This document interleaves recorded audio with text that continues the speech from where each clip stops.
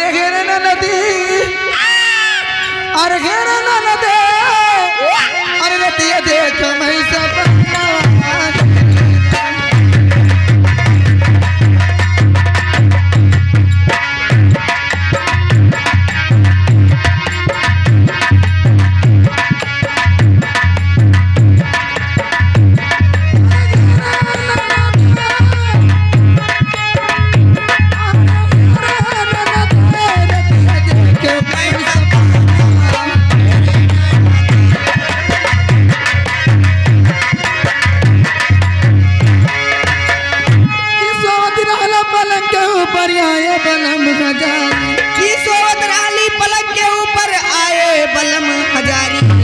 चुप के आए बालव अरे बैठ गए गणवारी अरे तने भूल गई मरे नया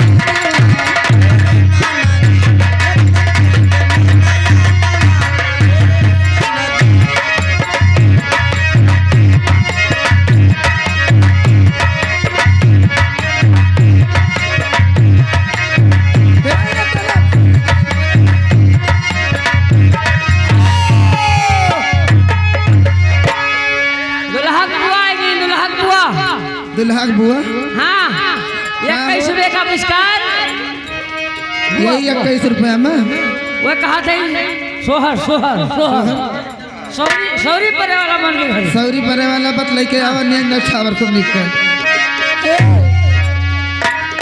आइए नीचे सोहर हो जाए हाँ हाँ लेकिन कहीं ना कहा बा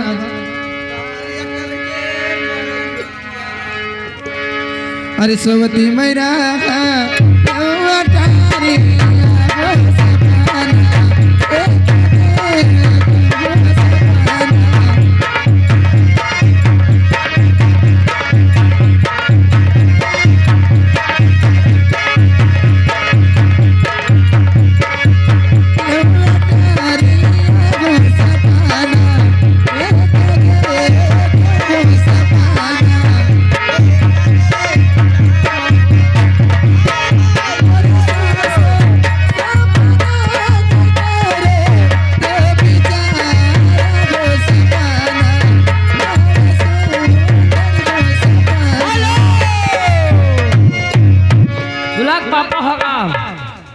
दुल्हा पप्पा है दुल्हा पप्पा की तरफ से 21 रुपए का पुरस्कार और 10 रुपए का पुरस्कार और जी अरे मुते मारते हो मोरा ढोल एक गाय दी हाँ एक गाय अच्छा पहले सोहार बकरी बाद उलारा कह दी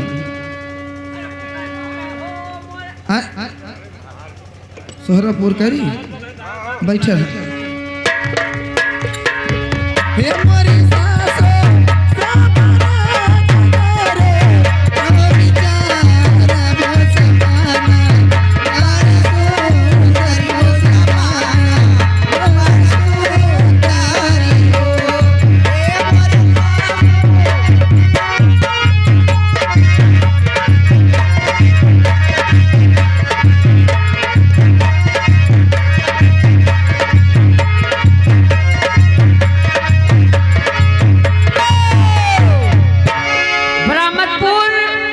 मौसिया की तरफ से 51 रुपए का पुरस्कार हमारी पार्टी बाबू को लाख लाख धन्यवाद।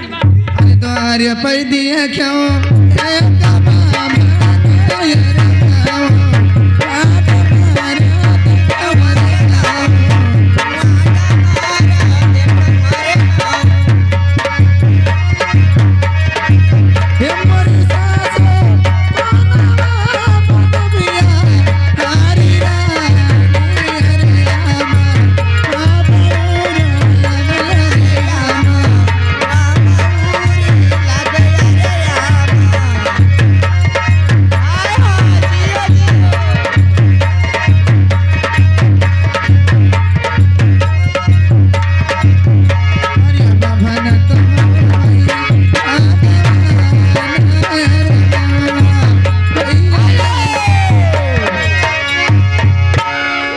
दुल्हा की मामी आ गई 21 रुपए का पुरस्कार। उनका कहना है कि दुल्हा माइक गाड़ी गा दो नहीं नहावाला। कहाँ गए? अरे बिना बादर के बिजली चमके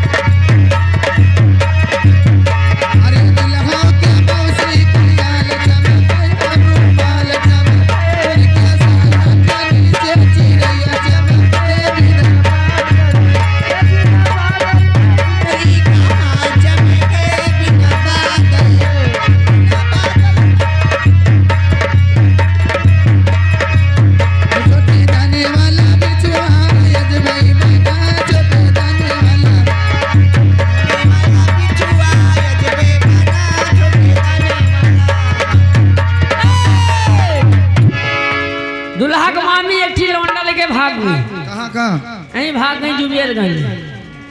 ये भाग गई 20 रुपए का आविष्कार आप दुल्हा के। अरे दुल्हा क्या मामी कई हाल चमक कई दूल्हा हाल चमक उनकी चुअली के नीचे यार चमक बिना बादल बिना बादल बिजली का चमक बिना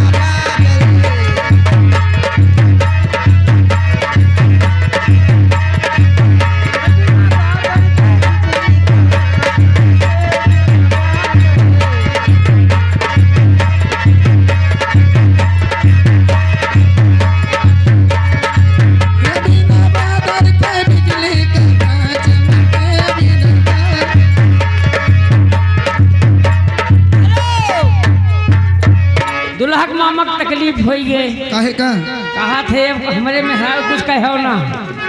कहा थे हमारे वाइफ को कुछ कहो ना आज लाठी जल जाए। अच्छा वाइफ में हरा दो ही हुए हैं। वो है वाइफ में हाउ दो हो कि दो में हाउ ही ना। अच्छा हाँ हाँ ए जी का हो ये क्या बेका पुरस्कार लाग रहा हो नहीं माँ भी लगे लाग रहा। अच्छा मालूम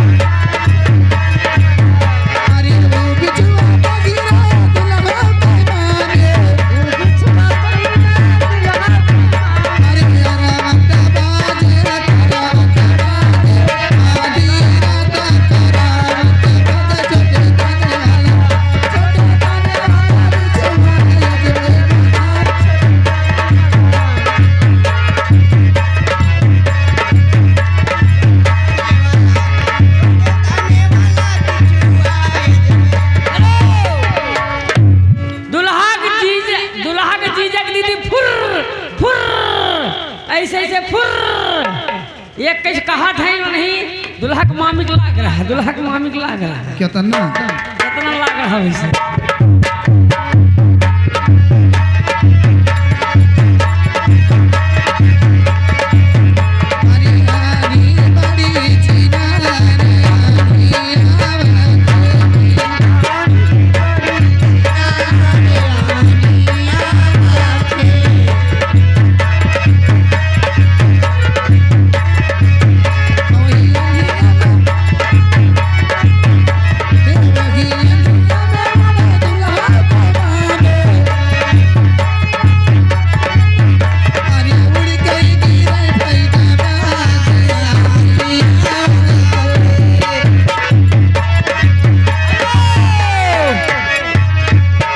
दुल्हा की दीदी कहती हम न गरिया दुल्हा की मामी का नहीं दुल्हा के जीजा गरिया 21 रुपए का पुरस्कार दीदी की तरफ से हमारी पाली दीदी को लाख लाख धन्यवाद लागी रहा। अरे सब रसलीना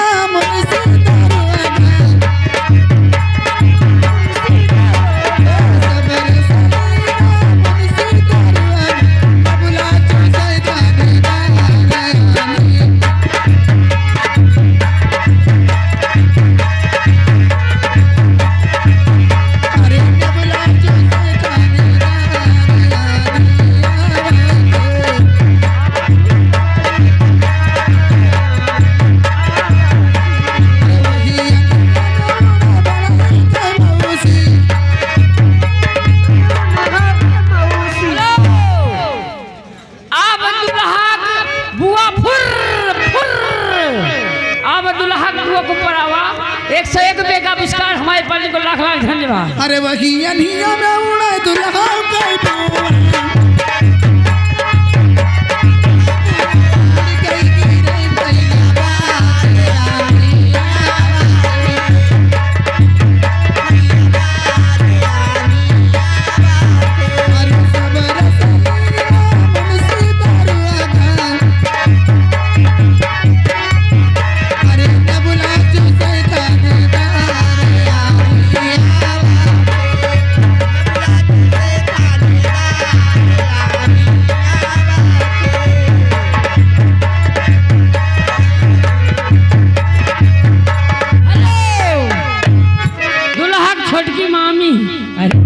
दादा रात भर रजाई में सोई नहीं। अब इन कुछ खाती हूँ माई गार्ड हुलू लुलू ये गई दुल्हा छटकी मामी की तरफ से 20 रुपये का पुरस्कार हमारे पास इनको लाख लाख धन लेकिन लागी रहा उन्होंने दे